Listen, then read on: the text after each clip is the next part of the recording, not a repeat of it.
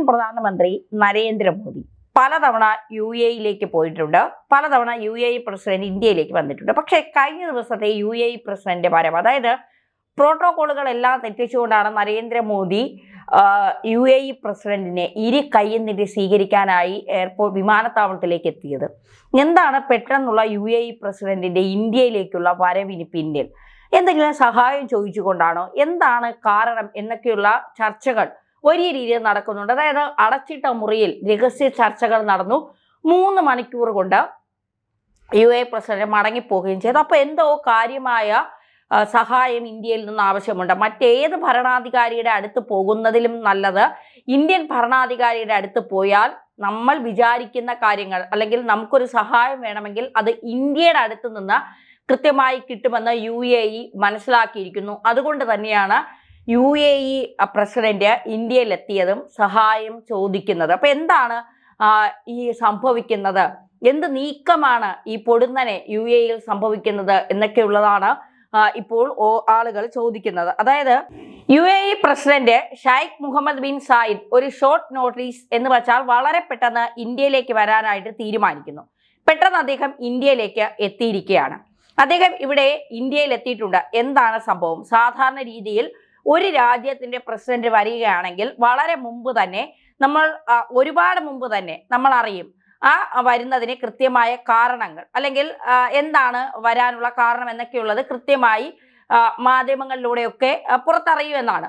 ഒരു working visit എന്ന് മാത്രമാണ് യു എ ഇതിനെക്കുറിച്ച് പ്രതികരിക്കുന്നത്. അതായത് അടിയന്തരമായിട്ട് ഇത്ര പെട്ടെന്ന് ഒരു ഷോർട്ട് നോട്ടീസ് കൊടുത്തിട്ട് ഇതാ ഞാൻ വരുന്നുണ്ട്, നമുക്ക് പെട്ടെന്ന് കാണണം എന്നുള്ള രീതിയിൽ അദ്ദേഹം ഇന്ത്യയിലേക്ക് എത്തുമ്പോൾ തീർച്ചയായിട്ടും അതിന് പല കാരണങ്ങളുണ്ട് എന്ന് തന്നെയാണ് ജിയോ പൊളിറ്റിക്സിലെ വിദഗ്ധരായിട്ടുള്ള ആളുകൾ പറയുന്നത്. പ്രത്യേകിച്ച് മിഡിൽ ഈസ്റ്റിലെ വിഷയങ്ങളിൽ വിദഗ്ധരായിട്ടുള്ള പലരും പറയുന്നത് അതിൽ പ്രധാനപ്പെട്ട കാരണങ്ങൾ ഒരുപാടുണ്ട്. അതിൽ ഓരോന്നായിട്ട് നമുക്ക് എന്താണെന്ന് നോക്കാം. ഒന്ന്, സൗദി അറേബ്യയും യു എയും തമ്മിൽ ഇപ്പോൾ കൊമ്പ് കോർത്തിട്ടുണ്ട്. സൗദിയും യു എയും വളരെ ശക്തമായ സൗഹൃദത്തിലുള്ള രാജ്യങ്ങളായിരുന്നു. അയൺ ബ്രദേഴ്സ് എന്നായിരുന്നു ഇവർ പറഞ്ഞുകൊണ്ടിരുന്നത്. പക്ഷേ യമനിൽ നടക്കുന്ന ആഭ്യന്തര യുദ്ധത്തിൽ സൗദിയുടെയും അതുപോലെ യു എയുടെയും നിലപാടുകൾ 2 ധ്രുവങ്ങളിലേക്ക് പോയി. അവിടെ 2 വശത്തായിട്ട് അവർ നിൽക്കുകയാണ്. മാത്രമല്ല മിഡിൽ ഈസ്റ്റിലും ആഫ്രിക്കയിലും ഒക്കെ നടക്കുന്ന പല വിഷയങ്ങളിലും സൗദിയും യു എയും 2 വശങ്ങളിൽ നിൽക്കുകയാണ്. ഓപ്പോസിറ്റ് ആയിട്ടാണ് അവർ നിൽക്കുന്നത്. അതിനു പുറമെ ഇപ്പോൾ റീസെന്റ് ആയിട്ട് യു എ മാറ്റി നിർത്തിക്കൊണ്ട് സൗദിയും പാകിസ്ഥാനും ചേർന്ന് ഒരു എഗ്രിമെന്റ് സൈൻ ചെയ്തിട്ടുണ്ട്. അങ്ങോട്ടും ഇങ്ങോട്ടും ഒരു നാറ്റോ മോഡൽ എഗ്രിമെന്റ്, അതായത് ഇസ്ലാമിക് നാറ്റോ എന്ന് നമ്മൾ പറഞ്ഞ ആ ഒരു എഗ്രിമെന്റ്. പാകിസ്ഥാനെ ആക്രമിച്ചാൽ സൗദി ഇടപെടും, സൗദി ആക്രമിച്ചാൽ പാകിസ്ഥാൻ ഇടപെടും. ഇങ്ങനെ ഒരു എഗ്രിമെന്റ് സൈൻ ചെയ്തിരിക്കുന്നു. അതിലേക്ക് ജോയിൻ ചെയ്യാനായിട്ട് തുർക്കി ശ്രമിച്ചുകൊണ്ടിരിക്കുകയാണ്. അസർബൈജാൻ അതിലേക്ക് വരുന്നു. ഒരു ഇസ്ലാമിക നാറ്റോ ആയിട്ട് അത് ഫോം ചെയ്യുകയാണ്. അപ്പോൾ അതുമായി ബന്ധപ്പെട്ട എന്തെങ്കിലും വിഷയങ്ങൾ ചർച്ച ചെയ്യാനാണോ വന്നിരിക്കുന്നത്? ഇതാണ് ഒരു കാരണം. യു എ എന്ന് പറയുന്നത് ഇന്ത്യയുടെ ഏറ്റവും വലിയ 2ാമത്തെ ട്രേഡ് പാർട്ട്ണറാണ്. മിഡിൽ ഈസ്റ്റിലെ ഏറ്റവും വലിയ സഖ്യരാജ്യമാണ്. ഇന്ത്യയുമായിട്ട് ഏറ്റവും അടുത്ത ബന്ധം പുലർത്തുന്ന ഒരു രാജ്യവുമാണ് യു എ. ഇന്ത്യയും യു എയും തമ്മിൽ വിവിധ മേഖലകളിലുള്ള സഹകരണ സാധ്യതകൾ നിലവിലുണ്ട്. സ്പേസ്, ഡിഫൻസ്, എക്കണോമിക്, ട്രേഡ്, എല്ലാ മേഖലകളിലും, എഡ്യൂക്കേഷൻ, അങ്ങനെ സകല മേഖലകളും 2 രാജ്യങ്ങളിൽ തമ്മിൽ സഹകരിച്ച് പ്രവർത്തിക്കാനുള്ള ധാരണകളും എഗ്രിമെന്റുകളും ഒക്കെ സൈൻ ചെയ്തിട്ടുണ്ട്. ഒരുപക്ഷെ യു എക്ക് ഈ പറയുന്ന ഇസ്ലാമിക് നാറ്റോയിലേക്ക് ഒരു ക്ഷണം കിട്ടിയിട്ടുണ്ടോ? അതോ യു എയെ ഒഴിവാക്കിക്കൊണ്ട് ഇസ്ലാമിക് നാറ്റോ അവിടെ ഉണ്ടാവുകയാണോ? അവിടെ സൗദി അറേബ്യ പൂർണ്ണമായിട്ടും യു എക്കെതിരെ തിരിഞ്ഞിരിക്കുകയാണോ? എന്താണ് സംഭവിക്കുന്നത്? എന്താണ് അവിടെ നടക്കുന്നതെന്ന് വ്യക്തമായി പറയാൻ കഴിയില്ല. പക്ഷേ അടിയന്തരമായ ചില വിഷയങ്ങളുണ്ട്. ഇല്ലാതെ യു എ രാജാവ് പെട്ടെന്നൊരു ഷോർട്ട് നോട്ടീസും കൊടുത്ത ഇന്ത്യയിലേക്ക് ഇങ്ങനെ വന്നിറങ്ങില്ല. നരേന്ദ്രമോദിയുമായി കൂടിക്കാഴ്ച നടത്താൻ തീരുമാനിക്കില്ല. അപ്പോൾ ഇത് തീർച്ചയായിട്ടും വളരെ ഗൗരവമുള്ള ഒരു വിഷയമാണ്.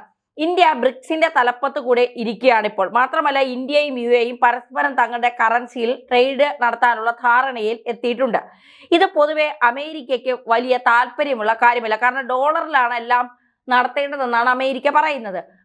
ഇന്ത്യയുടെ കറൻസി ഉപയോഗിക്കുന്നു, മറ്റ് രാജ്യങ്ങൾ അവരുടെ കറൻസി ട്രേഡ് ഒക്കെ നടത്താൻ ഉപയോഗിക്കുന്നു. അപ്പോൾ ഇത് അമേരിക്കയെ വല്ലാതെ ചൊടിപ്പിക്കുന്നുണ്ട് എന്നുള്ളതാണ്. ഏതെങ്കിലും ഒരു രാജ്യം അമേരിക്കൻ ഡോളറിനെ മാറ്റിയിട്ട് അവരുടെ തദ്ദേശീയമായ കറൻസിയിൽ ട്രേഡ് നടത്തുകയാണെങ്കിൽ അമേരിക്കയ്ക്ക് കുരുപൊട്ടും. അതുകൊണ്ട് തന്നെ അമേരിക്കയുമായി ബന്ധപ്പെട്ട എന്തെങ്കിലും വിഷയമാണോ ഈ സന്ദർശനത്തിന്റെ പുറകിൽ എന്നറിയില്ല. മാത്രമല്ല ഈ ട്രംപിന്റെ സ്റ്റേബിൾ അല്ലാത്ത ഒരു ഫോറിൻ പോളിസി, അയാൾ ഇന്നൊന്ന് പറയും നാളെ വേറൊന്ന് പറയും, നിലപാടുകളിൽ വെള്ളം ചേർക്കാൻ ഒരു മടിയുമില്ലാത്ത ഒരു ആളാണ് ഈ അമേരിക്കൻ പ്രസിഡന്റ്. അതായത് ഒരു നിലപാടുമില്ലാത്ത, രാവിലെ ഒന്ന് പറയും, രാത്രി ഒന്ന് പറയും, ഉച്ചയ്ക്ക് വേറൊന്ന് പറയും, വെളുപ്പാങ്കാലത്ത് വേറൊന്ന് പറയും, അങ്ങനത്തെ ഒരു നിലപാടുമില്ലാത്ത ഒരു മനുഷ്യനാണ് ഈ ട്രംപ് എന്ന് പറയുന്നത്. ട്രംപ് സമീപകാലത്തായിട്ട് എടുക്കുന്ന ഡിസിഷൻസ് ഒരുപക്ഷെ UAEയിൽ ആശങ്ക ഉണ്ടാക്കിയിരിക്കാം. ഇത്രയും കാലം അമേരിക്ക മിഡിൽ ഈസ്റ്റിന്റെ ഒക്കെ തന്നെ ഒരു പ്രൊട്ടക്ടർ ആയിരുന്നുവെങ്കിൽ ഇപ്പോൾ അമേരിക്ക ഒരു പക്ഷേ മറ്റു ചില ലക്ഷ്യങ്ങളോടെ പ്രവർത്തിക്കുന്നുണ്ടോ എന്ന് സംശയിക്കേണ്ടി വരും. കാരണം അമേരിക്കയ്ക്ക് സൗദിയോടും പാകിസ്ഥാനോടുമുള്ള മനോഭാവത്തിൽ വലിയ മാറ്റം വന്നിട്ടുണ്ട്. ഏകദേശം $1 ട്രില്യൺ ഇൻവെസ്റ്റ്മെന്റ് ഒക്കെ ചെയ്യാമെന്ന് MBS പോയിട്ട് ട്രംപിനോട് പറഞ്ഞതോടെ അമേരിക്ക ട്രംപിനും സൗദിയോട് വലിയ സ്നേഹമൊക്കെയാണ്. അപ്പോൾ എന്തൊക്കെയോ പ്രശ്നങ്ങൾ മിഡിൽ ഈസ്റ്റിൽ നടക്കുന്നുണ്ട്. UAE ഒറ്റപ്പെടുത്താനുള്ള ശ്രമങ്ങൾ ഉണ്ടോ എന്നറിയില്ല. മാത്രമല്ല UAE സൗദിയും തമ്മിൽ മറ്റൊരു മത്സരം നടക്കുന്നുണ്ട്, മിഡിൽ ഈസ്റ്റിലെ എക്കണോമിക് പവർ ആരാണ് എന്നുള്ളത്. ശരിക്കും UAE മിഡിൽ ഈസ്റ്റിലെ ഒരു മേജർ പവറായിട്ട് മാറിയിട്ടുണ്ട്. വലിപ്പം കൊണ്ട് നോക്കുകയാണെങ്കിൽ സൗദി വളരെ ചെറുതാണ്. പക്ഷേ ടെക്നോളജി കൊണ്ടും അല്ലെങ്കിൽ ഒരു പുരോഗതി കൊണ്ടും ഒക്കെ നോക്കുകയാണെങ്കിൽ UAE വളരെ മുമ്പിലാണ്. ഇപ്പോൾ UAE മറികടന്നുകൊണ്ട് ലോകത്തിലെ ഏറ്റവും ഉയരമുള്ള കെട്ടിടം തങ്ങളുടെ രാജ്യത്ത് വേണമെന്ന് പറഞ്ഞുകൊണ്ട് സൗദി അറേബ്യ ഒരു കെട്ടിടം പോലും ഉണ്ടാക്കിക്കൊണ്ടിരിക്കുകയാണ്. ടൂറിസം മേഖലയിലും സൗദി UAE കടത്തിവെട്ടണം എന്നുള്ള രീതിയിലാണ് പ്രവർത്തിക്കുന്നത്. ഗൾഫിലെ ഏറ്റവും സമ്പന്നമായ അല്ലെങ്കിൽ ഏറ്റവും മനോഹരമായ നഗരങ്ങളും ഡെവലപ്മെന്റ്സും ഒക്കെയുള്ള ഒരു രാജ്യം UAE ആണ്. അതിനെ കടത്തിവെട്ടുക എന്നുള്ള ഒരു മത്സരം സൗദിയും UAEയും തമ്മിൽ നടക്കുന്നുണ്ട്. അപ്പോൾ ഇങ്ങനെയൊക്കെ കുറെ കാര്യങ്ങൾ അവിടെയുണ്ട്.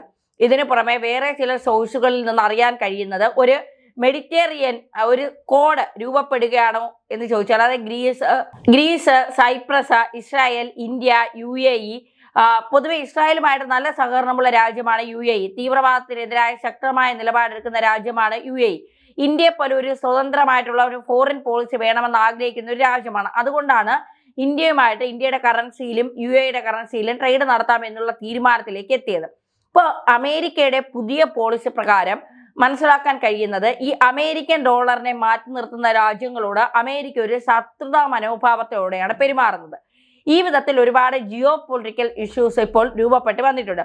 ഈ വിഷയത്തിൽ ഇന്ത്യയുമായിട്ട് ഒരു അടിയന്തര ചർച്ച നടത്തുക എന്ന ഉദ്ദേശത്തോടെയാണോ അദ്ദേഹം വന്നത് എന്നതാണ് എല്ലാവരും ഉറ്റുനോക്കുന്നത്. കടത്തി വെട്ടിക്കൊണ്ട് ഒരു പുതിയ ഗ്രൂപ്പ് ഉണ്ടാക്കാനായിട്ട് ഒരു ശ്രമം നടക്കുന്നുണ്ട്. ആ ഒരു വിഷയത്തെക്കുറിച്ച് അതായത് പിന്നെ ഇപ്പൊ ലോകം മുഴുവൻ ചർച്ച ചെയ്യാണ്. UAE മാറ്റി നിർത്തിക്കൊണ്ട് തുർക്കി, അസർബൈജാൻ, പാകിസ്ഥാൻ, സൗദി തുടങ്ങിയ രാജ്യങ്ങൾ ചേർന്നൊരു ഇസ്ലാമിക നാറ്റോ രൂപീകരിച്ചുകൊണ്ട് മുന്നോട്ട് പോവുക എന്നുള്ളതാണ്. അപ്പോൾ UAE മാറ്റി നിർത്തുമ്പോൾ സ്വാഭാവികമായും ഇന്ത്യ UAEയും തമ്മിൽ അവരുടെ തദ്ദേശീയമായ കറൻസിയിൽ ഇവിടെ ട്രേഡുകൾ നടത്തുമ്പോൾ അമേരിക്കയെ സംബന്ധിച്ചിടത്തോളം അമേരിക്കയ്ക്ക് അത് കുരുവെട്ടും. അമേരിക്ക സ്വാഭാവികമായിട്ടും UAE ഒരു ശത്രുത മനോഭാവത്തോടെ കാണും. വലിയ രീതിയിലുള്ള പ്രശ്നങ്ങൾ അവിടെ സംഭവിക്കും. അപ്പൊ ഇത് സംഭവിക്കുമ്പോൾ ഉണ്ടാകുന്ന കാര്യങ്ങളിൽ തങ്ങൾക്കൊപ്പം നിൽക്കാൻ ഒരു രാജ്യം വേണം. അതിനായിട്ടാണ് ഇന്ത്യയിലേക്ക് ഓടി വന്നത് എന്നുള്ള രീതിയിലുള്ള കാര്യങ്ങളാണ് ഇപ്പോൾ പുറത്തു വരുന്നത്. എന്തായാലും പെട്ടെന്നുള്ള ഒരു ഷോർട്ട് നോട്ടീസ് തയ്യാറാക്കിക്കൊണ്ടുള്ള UAE പ്രസിഡന്റ് വരവ്, അടച്ചിട്ട മുറിയിലെ രഹസ്യ ചർച്ച, 3 മണിക്കൂറിനുള്ളിൽ തിരിച്ചുള്ള മടക്കം, ഇതൊക്കെ വളരെ ഗൗരവമായി കാണേണ്ട കാര്യം തന്നെയാണ്.